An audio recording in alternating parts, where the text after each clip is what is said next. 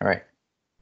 So we left off, we had worked through this sample problem here, and where we calculated the KSP from our solubility. We had in this example, right? So we had, over the previous class, we learned that our KSP, right, is just another equilibrium constant. And that equilibrium constant just takes into account the products, right? Because the starting material, the reactant, is a solid, so it's left out of the equation.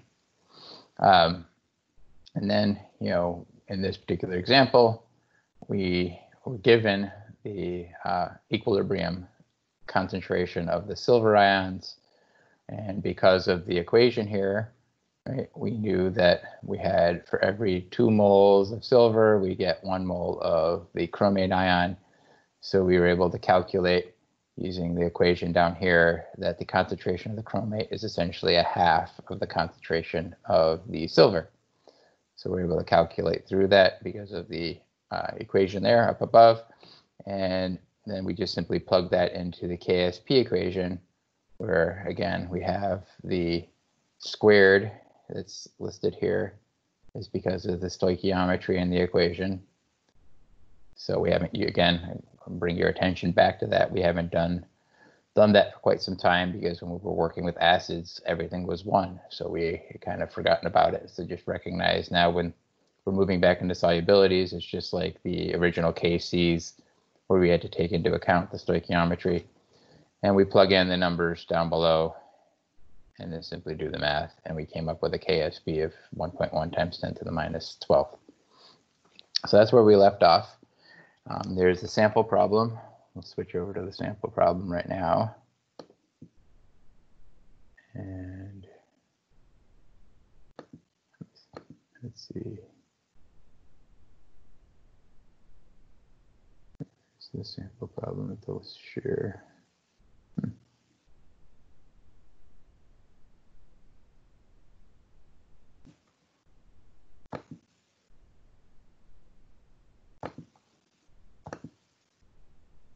Here we go. So here's a sample problem. Right. It says you add 10 grams of solid copper phosphate, it's Cu3PO42, to a beaker, and then add 100 milliliters of water to the beaker at 298 Kelvin. The solid does not appear to dissolve.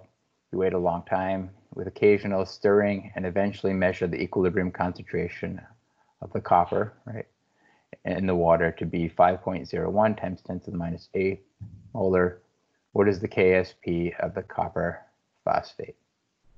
You have to work through this problem. So I'll give you all a chance, and then when you come up with the answer, A through E, put it in the chat box.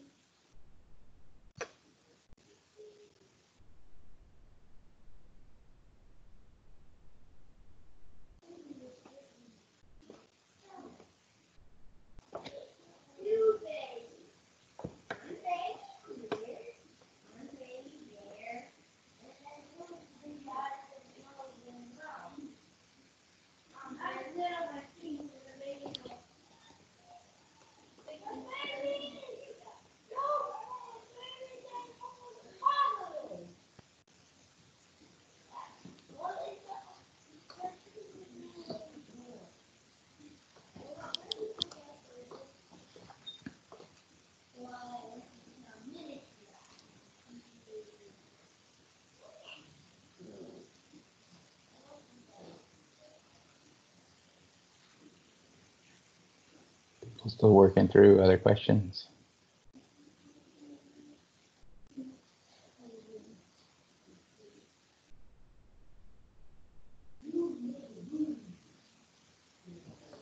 So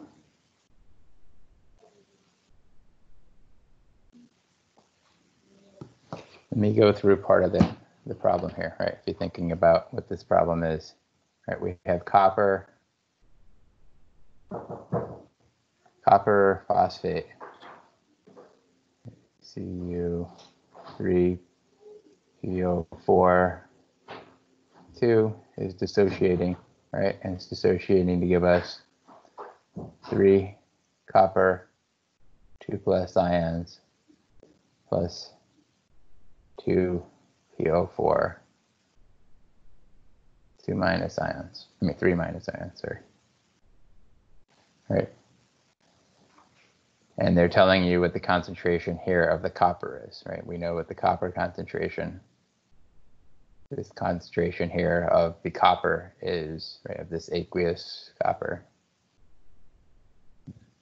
These are aqueous. This is a solid. So they're telling us that that's the concentration. Our KSP equation, which I'll write down below, is going to be equal to, right, the concentration of copper 2 plus cubed times the concentration of phosphate, right, square.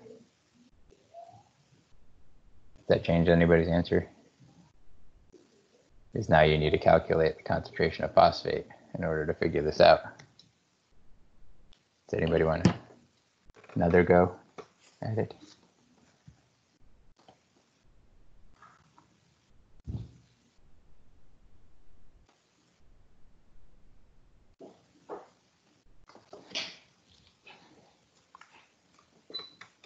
Okay.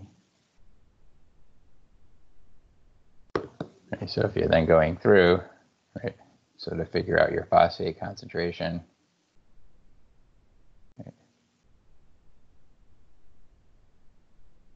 that's going to be equal to your copper concentration,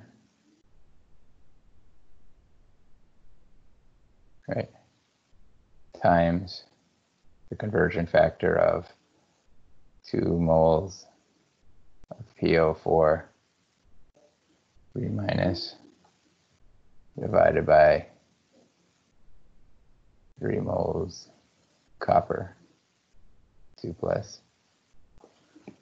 right? Which is, let me get that number. I didn't write that down when I was calculating. So let me just write that out here. Right, so we have 5.01 times 10 to the minus 8 molar times 2 moles of phosphate divided by the 3 moles of copper 2 plus, and that should give you, I didn't write this down unfortunately, let me see,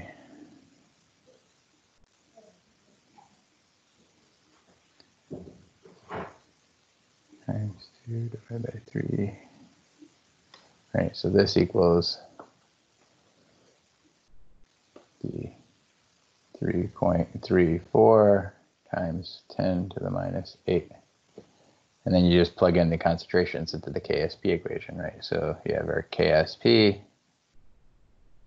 is equal to 5.01 times 10 to the minus 8. And that's going to be cubed times 3.34 times 10 to the minus 8 squared. Right.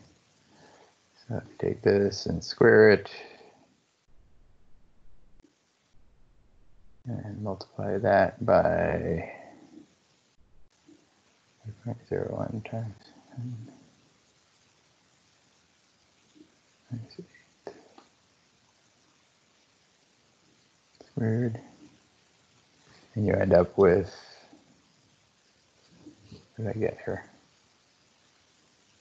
Oh, I did the wrong math.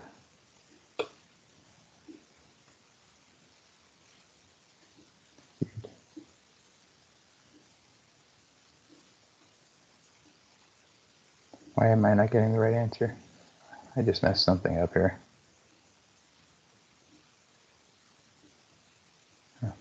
Yeah, I really messed up my equation on my calculator. So 5.01 times 10 to the minus 8th. And we're going to cube that. We're going to multiply that by 3.34 times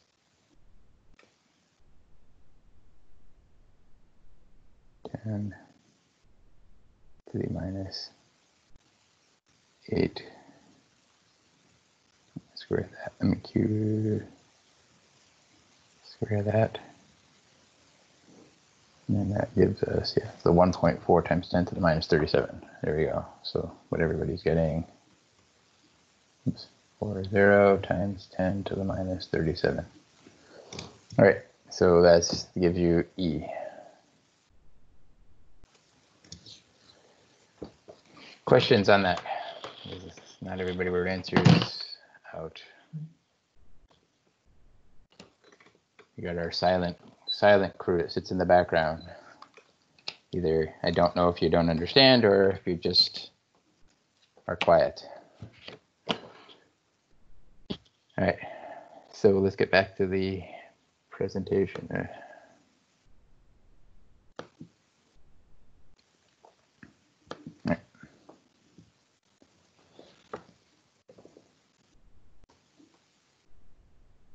We have to square it. It's possible. I made my calculator doesn't, well, I'm using my phone as a calculator and doesn't delete things properly when I try to, so user error. All right, calculating solubility from KSP. So the KSP for calcium fluoride is 3.9 times 10 to the minus 11th at 25 degrees Celsius. What is its molar solubility? So we're going to follow kind of the same format as before, right? The first thing we do is we start by, having our solid in equilibrium with the two ions, right? And then we set up our KSP equation. We have our KSP equation here. And you can see, obviously, don't forget the square here. I'll eventually stop mentioning that, but you have the square there. And we were given the actual KSP. And now we want to know what is the molar solubility. So now we need to set up our table. And right, if we're using this KSP equation, we recognize that our initial concentration of calcium fluoride here isn't going to make a difference. It doesn't participate in this ice table. So all we're doing is setting up an ice table. Initially, we start off with 0 of each of these, and then we end up with X and adding X and 2X to the product side of the equation, right? So if we go back to the equation, right, and it's because we have, for every 1 mole of calcium, right, or X moles of calcium, we're going to have 2X moles of fluoride, right? So this is where we're getting this information from. So right, that's all that we're doing is plugging in the 2X for our fluoride, and we have 1X for calcium. And we're going to solve the equation. We're going to plug in those concentrations to our KSP equation, right? So we plug in X for our X for our calcium concentration. Oops, down here, and then we plug in 2X for our fluoride concentration. And you can see that this, you have twice the quantity, but it's also squared. So once you do all the math, you see you end up having 4X squared times X gets you 4X cubed. So you solve for X, right? You just divide by 4 and take the cubed root, and you get the 2.1 times 10 to the minus 4.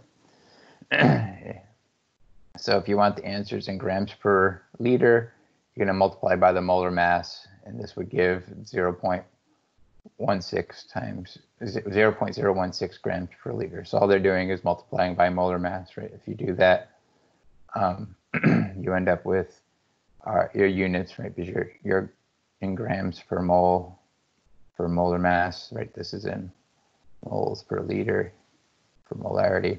So the moles cancel and you end up with grams per mole. So you just plug in the number and you'll get your units in grams per liter. Here's another thing that you need to make sure you know how to do. You need to either understand how your calculator can solve for x. You know, are you going to, is there a function in your calculator to do a cube root?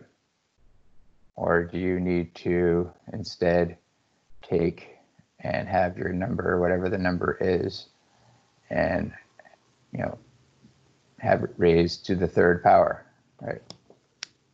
So you need to understand how your calculator works in this case.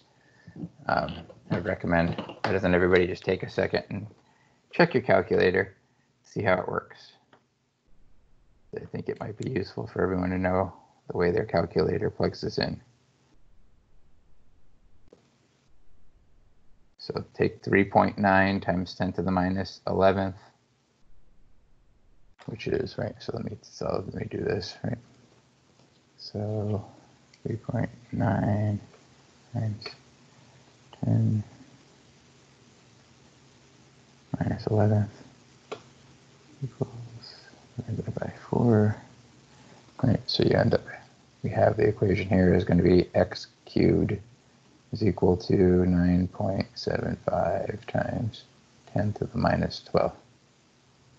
So take the 9.75 times 10 to the minus 12 and then raise it to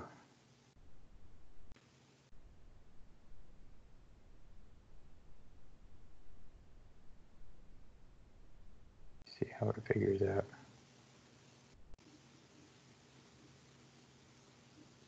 Mine's not doing it. I know how to do it on my calculator, but I don't know how to do it on my phone. So I'm gonna have to figure out how to do that myself.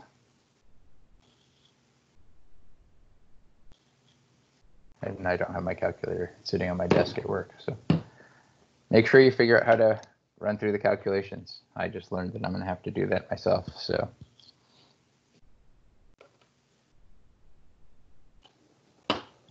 All right, we'll continue onwards. Just add that to your list of learn how to do's.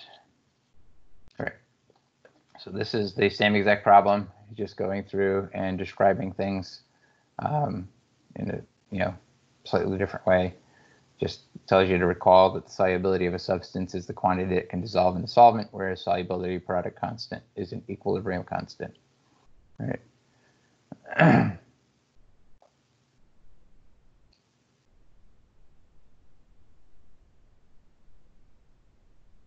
Actually, this is the same. Yeah, this is the same. Right.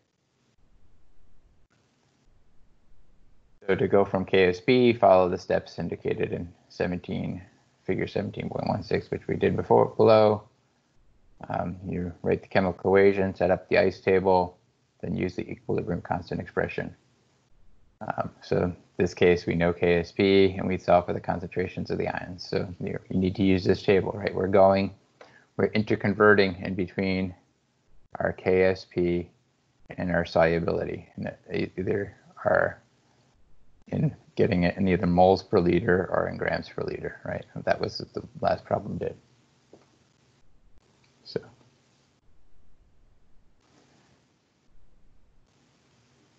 There we go. So we worked through all of this on the last slides. You can see this just breaks down all the math and does it, stepwise. Where now, if you didn't understand everything, this gives a little bit more detail of all the individual steps, showing you the cube root here and showing you how to solve for each step along the way, and then just shows you how to convert from moles per liter over into grams per liter. All we did was multiply by the molar mass of 78.1 grams per mole.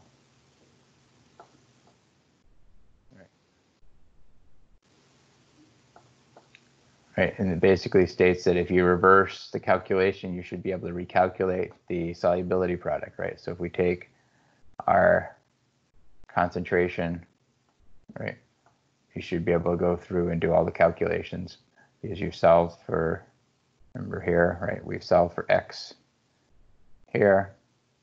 When you solve for x, you can plug that into the solubility product equation, right? You can solve those. You have these concentrations. You can plug that back in, and you can see and determine whether or not this gives you the correct answer. This came up with 3.7 times 10 to the minus 11, which is very close to the 3.9 times 10 to the minus 11. So you know that your calculations were working properly.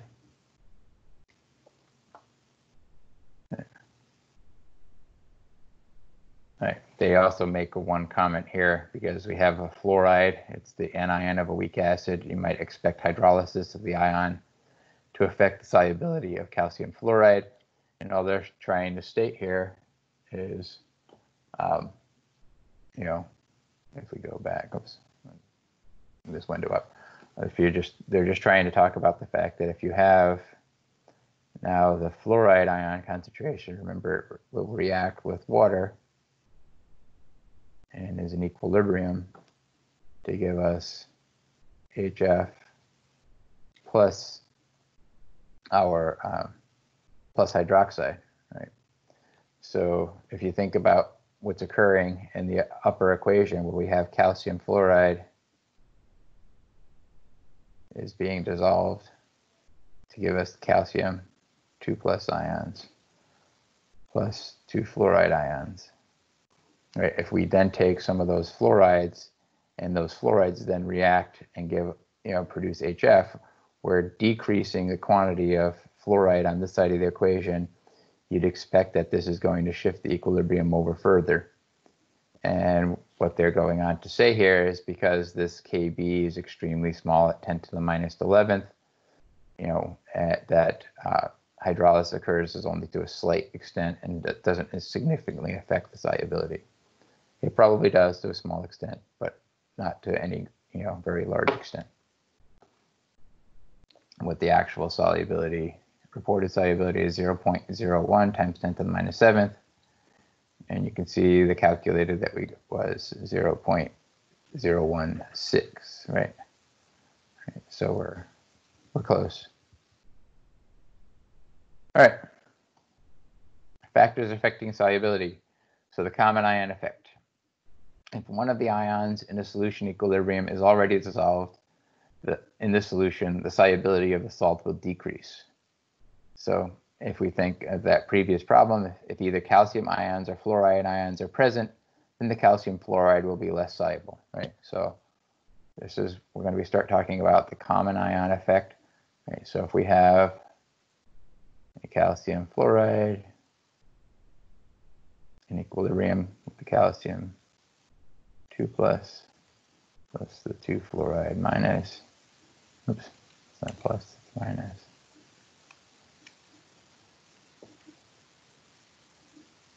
Right.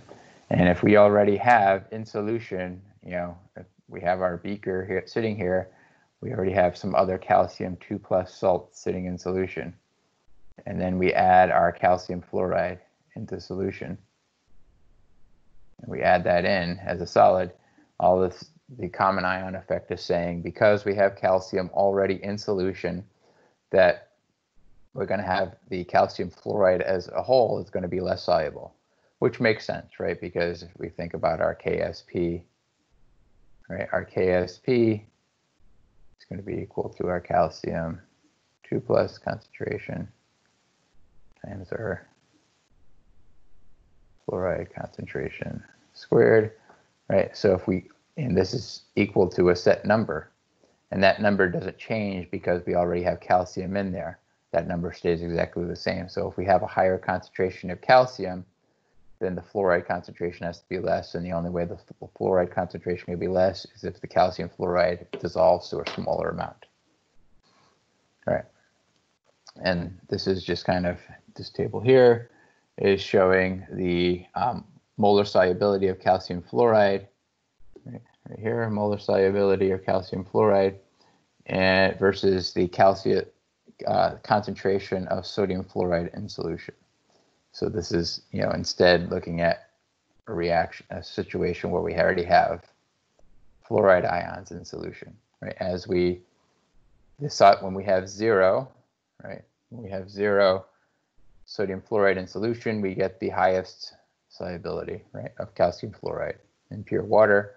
Once we end up increasing the concentration to 0.05 of the essentially having fluoride in solution, we can see the solubility of calcium fluoride decreases significantly, right? Where we're down here, instead at 10 to minus 4, we're at closer to 10 to the minus 8.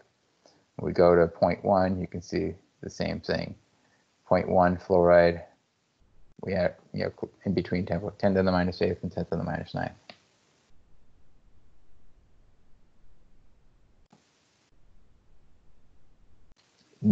The solubility will not decrease, because if you think about, if you have something, in this case with sodium fluoride, right? Draw out the equation, right? You have sodium fluoride, and we're dissolving this in solution, right? Oops. You have sodium fluoride.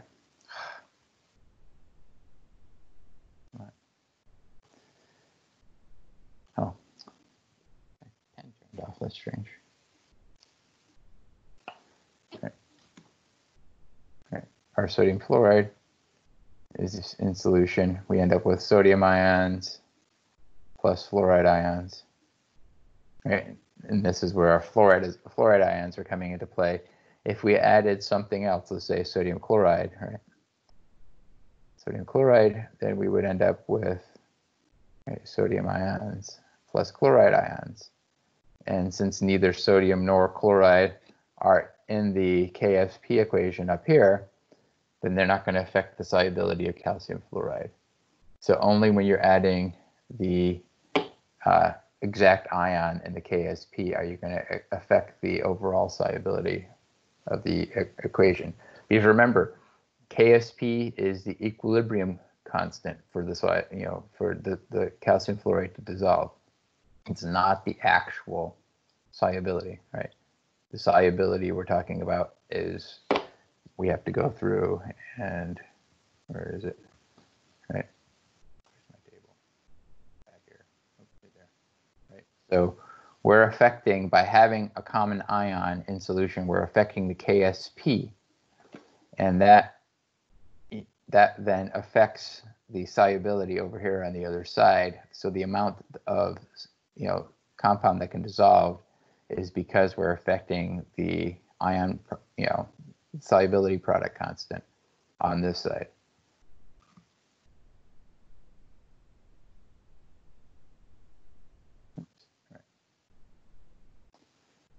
All right. So let's now go through an example. What happens when you have to calculate the solubility when we have a common ion in solution? So ask the question, what is the molar solubility of calcium fluoride in a 0.01 molar solution of calcium nitrate? Does anybody remember what's special about nitrate ions? Salts of nitrate ions from last year's lab. It's always soluble, right? Nitrates are always soluble. So when we have a nitrate, this is always soluble. Right, this is back from last semester. Nitrates are always going to be soluble. So when we say we have a 0.01 molar solution of calcium nitrate, that means that this solution, right, the calcium nitrate, when we dissolved it, it's going to be a single-headed arrow, gives us calcium ions plus the nitrate ions, right? And these are, so this solid goes completely to aqueous ions. There you go. And so that means if this is 0.01 molar, the calcium is going to be 0.010 molar. It uses complete dissociation. So just a quick reminder there. So if we're working through this problem It's the same format as before, right? We still have the same KSP equation. It's exactly the same as the last time around. The only difference is now we have our starting concentration is different. Instead of starting with 0 and increasing by x, we're starting by 0.010 and increasing by x. So when we're plugging into our KSP equation, right, you can see here, we're going to make the assumption again that this x is much, much smaller than 0.010. So we're going to see this is going to go away, and we plug in and we end up with our 0.010 times 2x squared, and we solve for x, right? So we go through all the math, solve for x, and we end up with 3.1 times 10 to the minus 5th molar. We then, right, and this is, what was the question? So it was asking for the molar solubility of calcium fluoride, and this unfortunately didn't true. And this step stopped at x.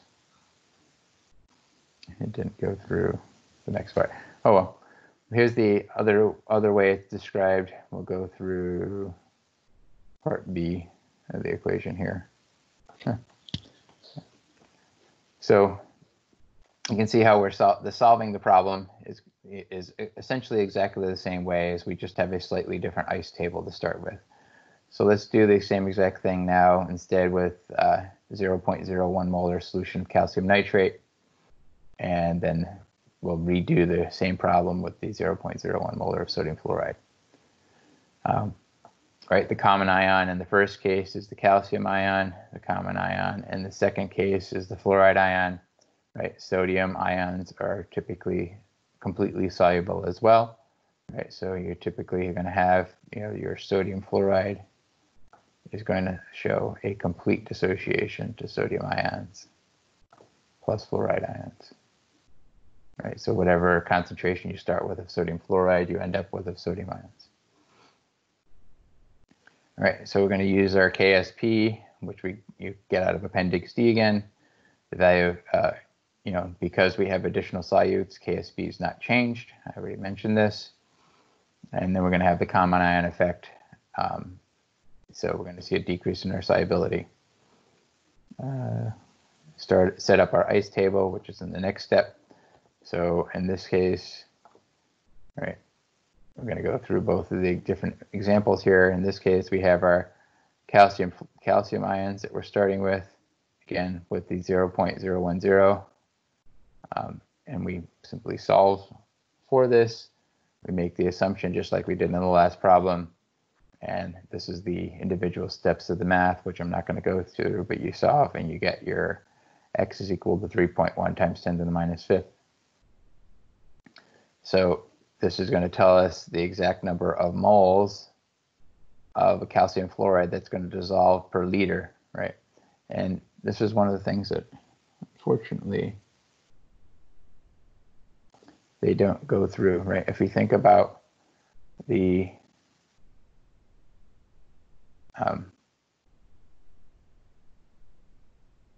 equation, and I thought they were going to cover it.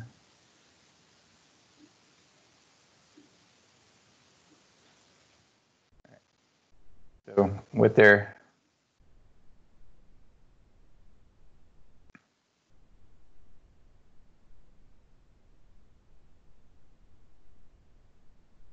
interesting.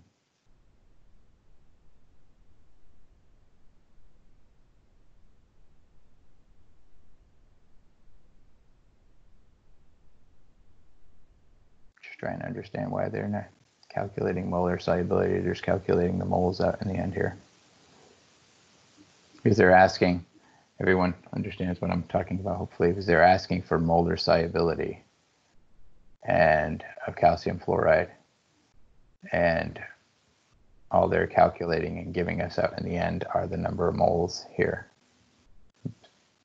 Number of moles of calcium fluoride per liter. And that's right, there's some per liter, there you go.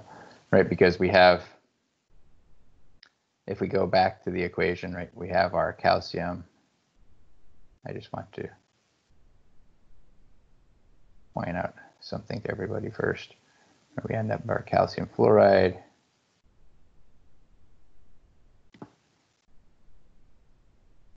And what they're saying is our X that we're adding, right, the amount of calcium fluoride that's dissolving is X moles. And that X just happens to be 3.1 times 10 to the minus fifth moles that are dissolving. And that's the quantity, that's equal to the quantity of calcium fluoride, because we have a 1-to-1 ratio here, right?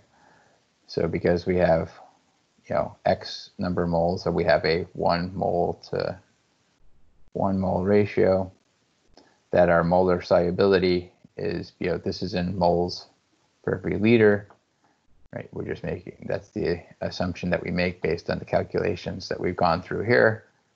We end up with a molarity of our, right? This is the molarity of our calcium.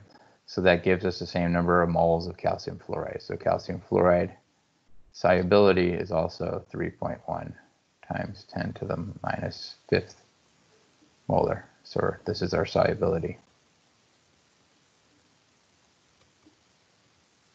as well.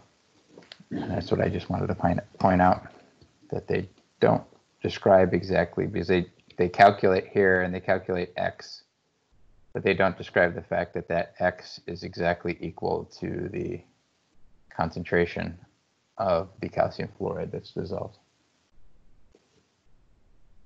And then in B, right, in B we are looking at the common ion being fluoride, right?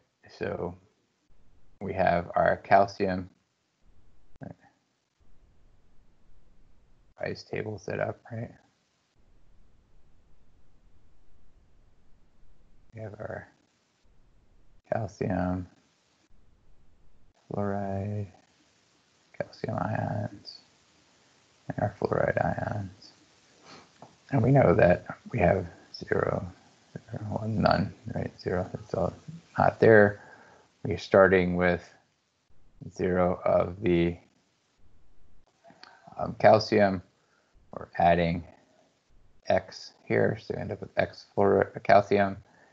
We're starting with 0.010 fluoride. We're adding 2X here, right? So we end up with 0.010 plus 2X of our fluoride, right? So it's not shown here, but that's the ice table. So we then plug that into the equation, and we're making the exact same assumption. We're going to assume that 2X is very small and goes away. And if we make that assumption, we end up simplifying our equation, right, to X times 0.010 squared. We solve for X, and we can see we end up with 3.9 times 10 to the minus 7th molar. And we can simply do the exact same thing here. So now when we look at the molar solubility, in this case we have calcium fluoride. It is in equilibrium with our calcium 2 plus 2 fluoride ions. Right, now we have a slightly different case where we have, for every 2 moles, we have 1 mole. So when you calculate your molar solubility of calcium fluoride, you can see that ends up, you're basically essentially dividing by 2 in order to get the molar solubility. Right, so it should be, is that right?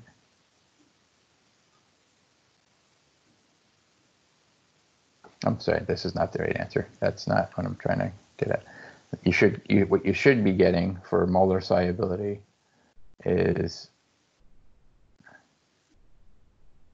I disagree with this answer because it's saying that this 3.9 times 10 to the minus 7th. Oh, that is X. My bad. X is going to be here. So this is 1 mole. Because this is 2X. So X is this. So the quantity of, if I just thoroughly confused you, I apologize. The X that we got here is, this is why I like ice tables, because the X is equal to the calcium concentration. So the solubility of calcium fluoride is also going to be X, because this is a 1 mole to 1 mole ratio. So we end up with the exact same thing, 3.9 times 10 to the minus 7th moles of calcium fluoride per every liter. And when we have that there, and you can see, and what they're doing is you compare this 3.9, right, times the actual solubility, right? Calcium fluoride is much more soluble, 2.1 times 10 to the minus 4. So 3 logs more soluble when there's no sodium fluoride present. So a much more soluble compound. All right. Let's do a sample problem. See if everybody understands what's going on.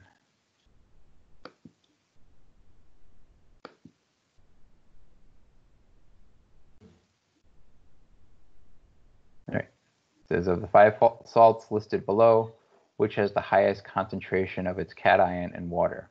Assume that all salt solutions are saturated and that the ions do not undergo any additional reactions in water.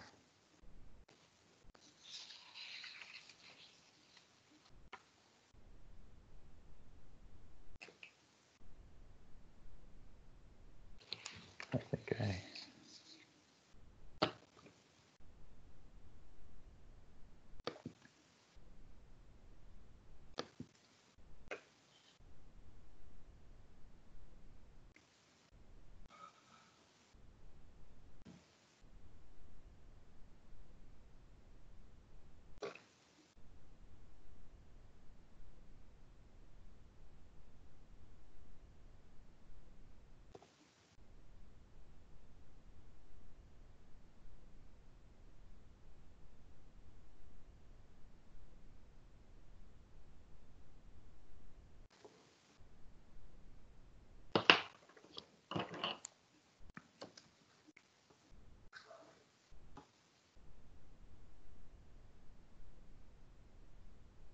Does anybody have any questions on any of these salts in order to help you solve the problem?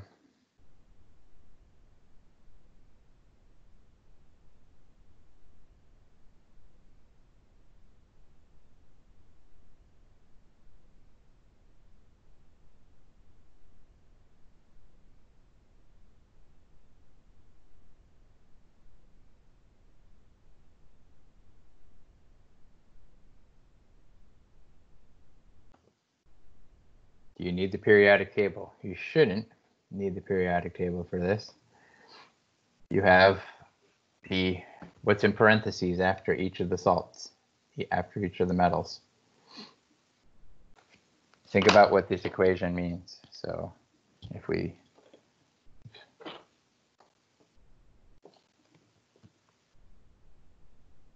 if you look at this equation, right, you have, even if you don't know what the symbol is for lead, if you didn't know lead was Pb, you know that it's got a charge of a 2 plus, right? So you could say just, oh, not 2x, right, 2 plus, right? So you could just say we have a metal with a 2 plus charge, right? Because the question is which of the cations. So you know you have a metal with a 2 plus right here, right? Lead is metal 2 plus. This is another metal with a 2 plus charge. This is cobalt. This is another metal with a 2 plus charge. Another metal here with a 3 plus charge. And then you have silver sulfide, right, which is just going to be a metal. Hopefully you know by now silver has a +1 charge, but if not, you get there. If you so if you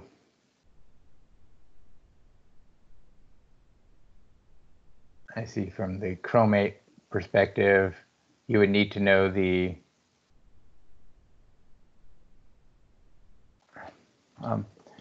think about it from this perspective. Let me go over here, just erase some of this. if you think about your KSP, if you have your KSP for each of these equations, you're going to have, you know, your metal here, right, with the 2 plus charge, right? And in this case, you have some, it's going to be X. So that's either going to be a charge of, you know, I guess in this case, you might need to know what chromate is. And then you're going to have, you know, the counter ion X with some charge minus, -1, -2. So in this case, it's going to be probably a 2, right? Or it could be a 2 or it could be a 1, depending on the charge. And so I guess you might need to know what chromate charge is, because of chromate, you would need to know that chromate was a -1 charge. So chromate's -1, so that would give you, this is going to be equal to 1 here. So then KSP here for cobalt, right, is going to be the metal 2 plus to the 1, right? And hydroxide, right, is going to be, hydroxide we know is a minus charge, so it's going to be 2. Cobalt sulfide, right, we have a metal 2 plus, and sulfide is a 2 minus. This one, hopefully everybody, sulfide you should be able to figure out from looking at a periodic table, so I guess you would need the periodic table. Chromate is one of your polyatomic ions. That's chromium, CrO3 minus. So that's one you might not remember. Sulfide is just S2 minus. Chromium hydroxide, right, so you have a metal 3 plus times the hydroxide, right, BOH minus cubed. And then the silver sulfide is going to be our metal plus times our, this would be squared times our sulfide 2 minus.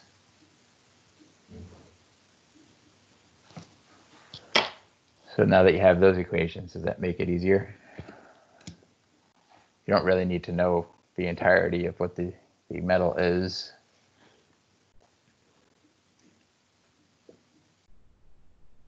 So now you should be able to estimate, or you're going to guesstimate, right, from a solubility perspective.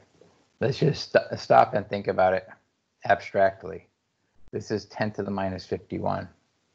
This is 10 to the minus 13. Is there any way that silver sulfide's solubility of silver will ever be anywhere near lead? Probably not, right? And then you have minus 30, same thing, right? Something that has a KSP, you know, when you think about when you're multiplying these two components together, there's really no way that you're going to be able to reach 10 to the minus 13th coming from 10 to the minus 30, right? Yeah.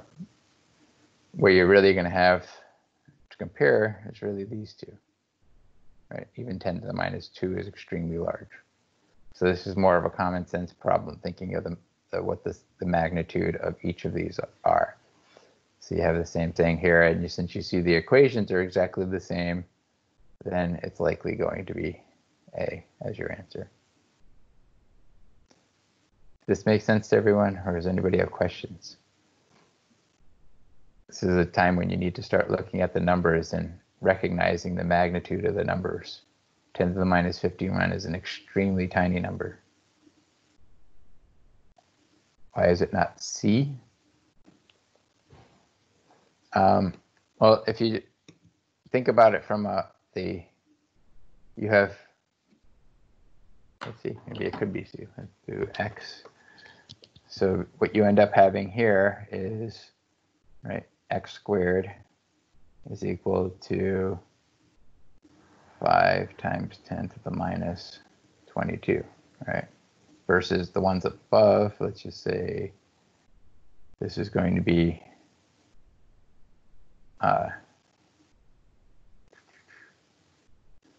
it's going to be 4x cubed is equal to 2.8 times 10 to the minus 13. So you can do the math. So 5 times 10 to the minus 22 equals square root. This gives you x right here. It's going to be equal to 2.23 times 10 to the minus 11. Then if we do the other one, 2.8 times 10 to the minus 13 equals divided by 4. And then we'll take the cube root of that.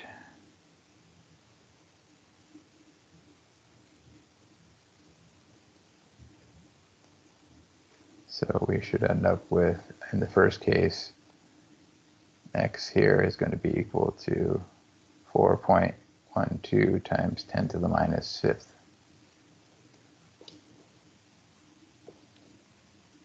Where did the 4 times 3 come from? Oh, that's 4x cubed. Sorry, that's a cube. That's if we plug in x here, this is going to be 2x. So we get this equal to 4x cubed, right? Because this is 2x squared and 4x squared on this side times x.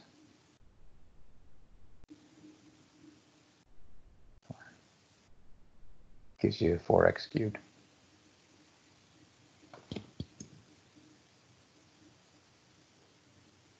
Does that make sense? So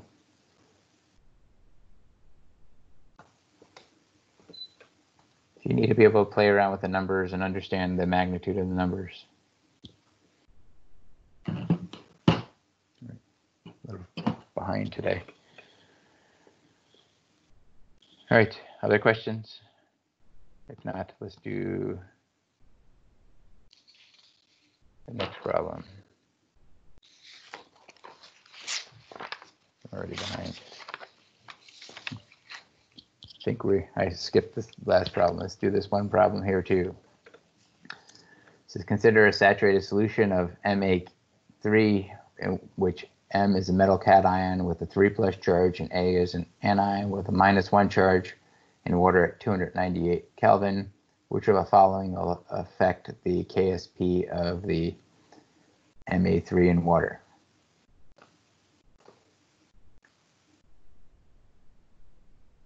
So which is going to affect the solubility the most?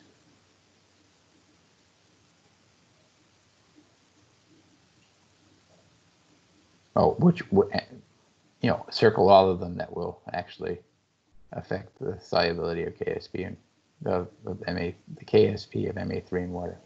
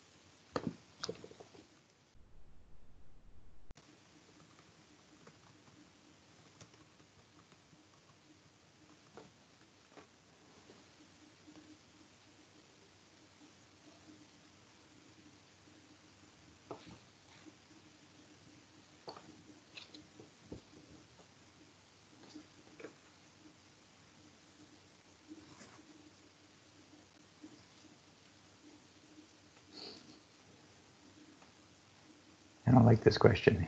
They should just ask for all of them that are there.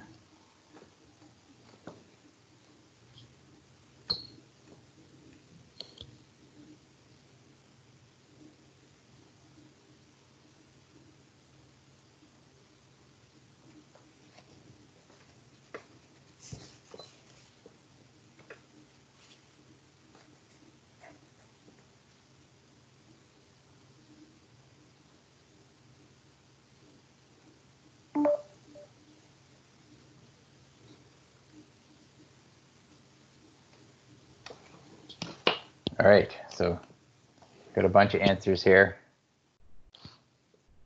All right, so if we have our KSP, right, it's equal to, I don't know, give it a number, 3.1 times 10 to the minus fifth. Right, so if our KSP is 3.1 times 10 to the minus fifth, which is going to be equal to m3 plus times a minus cubed, right? If we add m3 plus or a minus to solution, is the KSP number going to change? It's not, right? These affect the solubility. So these will affect solubility, the molar solubility, right? But they're not going to affect the KSP. The KSP is the KSP no matter what. So A and B are not going to affect it. If we dilute the solution, right? So if we change the concentration, right? So the changing, instead of we have the more dilute solution, is the solubility of the compound. Is this KSP going to change?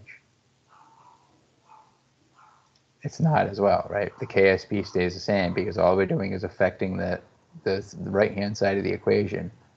The number, the KSP number, stays exactly the same. So diluting the solution does not affect the KSP either. What will affect it is raising the temperature, right? Because if we raise the temperature, right, we're going to raise the solubility, overall solubility of the compound. And when we raise the overall solubility of the compound, that's going to have a direct effect on the KSP, right? Our KSP will increase. We'll have our, overall, most of the compound will actually increase in solubility, right? So temperature is the only thing here that's going to have an effect. It's just going to be D.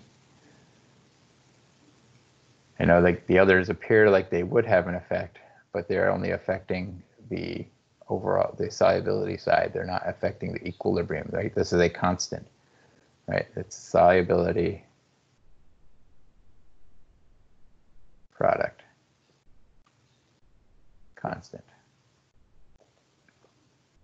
right? The solubility product, oops, product constant. I was trying to solubility product constant here, and the solubility product constant remains constant at whatever temperature that the measure, the standard conditions at which it was measured. As soon as you change the standard conditions, the temperature in this case, you're going to change the solubility product constant. Does this make sense?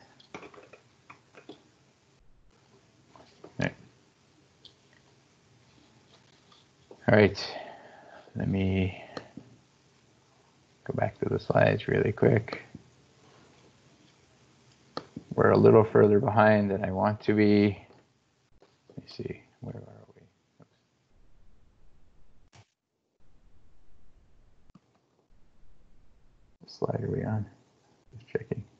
Oh.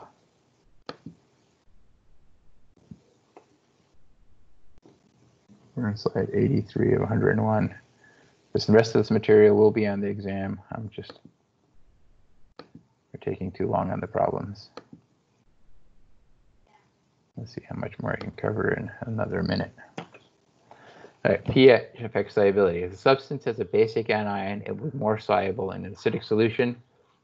Remember that buffers control pH. When a buffer is used, there's no change in concentration of the hydroxide ion, right? So we're talking about here, right, how pH affects solubility, right? If we have a salt whose anion is a conjugate base of a weak acid, the solubility increases as the pH decreases, right? So we have, fluoride, our F minus. If we add acid, right, when we add acid to solution, we're decreasing the pH of the solution. We're taking the equation, right, where we have HF in equilibrium with H plus our F minus. If we add acid to solution, we're going to shift the equilibrium to the left. when we shift the equilibrium to the left, we're going to dissolve more of the fluoride ions that are in the salt, right? In the salt here, we dissolve more of the fluoride ions. So by adding acid, we increase the solubility. In this case, we have iodide, HI, because this is a strong acid. If we add acid to this side of the equation, since it's not in equilibrium, we don't see any shift. So we see no reaction and no increase in solubility occurring here. All right, so I stole an extra minute from you. We'll stop here, and I'm going to go really quickly through slides on Wednesday, but we're still going to finish all of Chapter 17. We'll be on the exam. So you'll need to study ahead, and then we'll finish up during the next class. So if you have any questions, we'll have our help session on. We'll have our help session next Wednesday evening. Everyone have a good rest of your Holy Week, and we'll enjoy your Easter. Take some time, enjoy your time with your families, or those of you on campus with your friends who are your current family.